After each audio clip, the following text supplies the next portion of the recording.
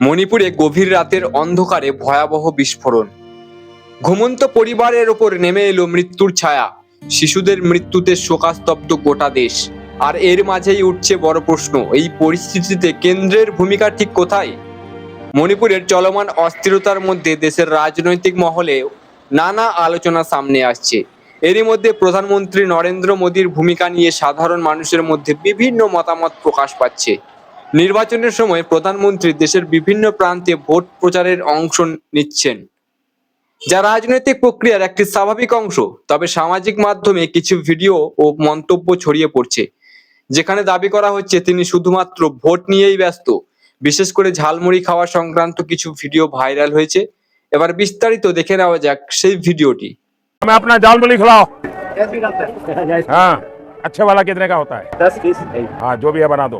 हाँ, झाल थोड़ी खाएगा खाएंगे, बिल्कुल खाएंगे। तो कितना 10 रुपए देना है? दुकान में आए सर एक हाँ, 10 रुपए देना है। नहीं भाई, ऐसा नहीं। এরপর দেখাচ্ছি আপনাদের মণিপুরের পরিস্থিতি কতটা গুরুতর।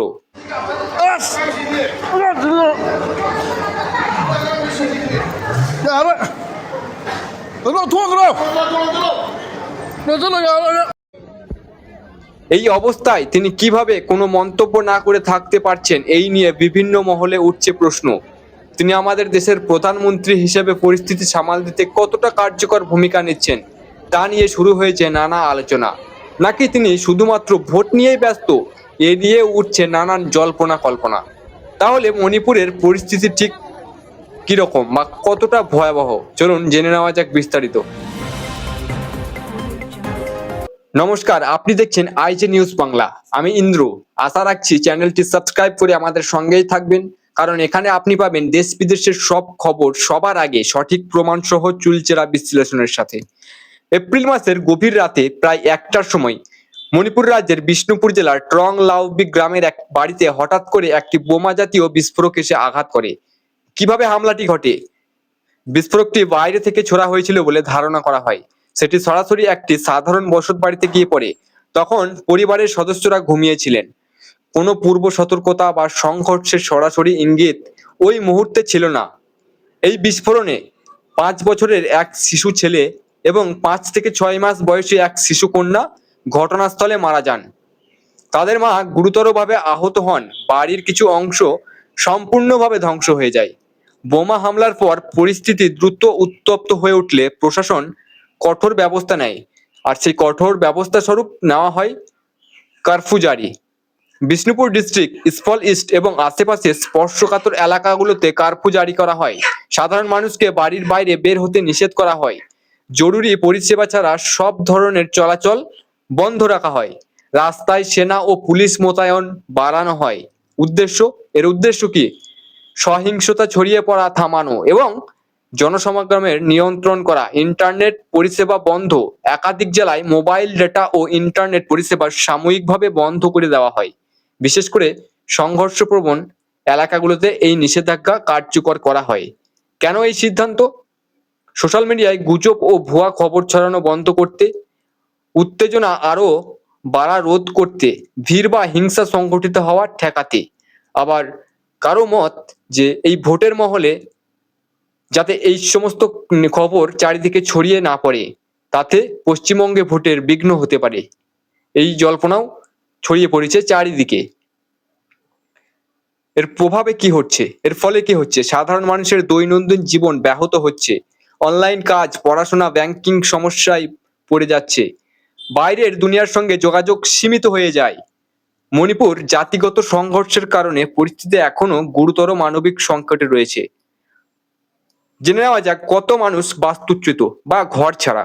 সাম্প্রতিক তথ্য অনুযায়ী, যেমন the Times of India report অনুযায়ী, প্রায় 58,000-এর বেশি মানুষ নিজেদের ঘর বাড়ি ছেড়ে পালাতে বাধ্য হয়েছে।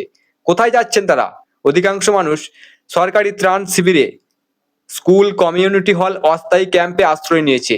অনেক পরিবার আত্মীয়দের কাছেও আশ্রয় নিচ্ছে। কেন তারা ঘর ছাড়া?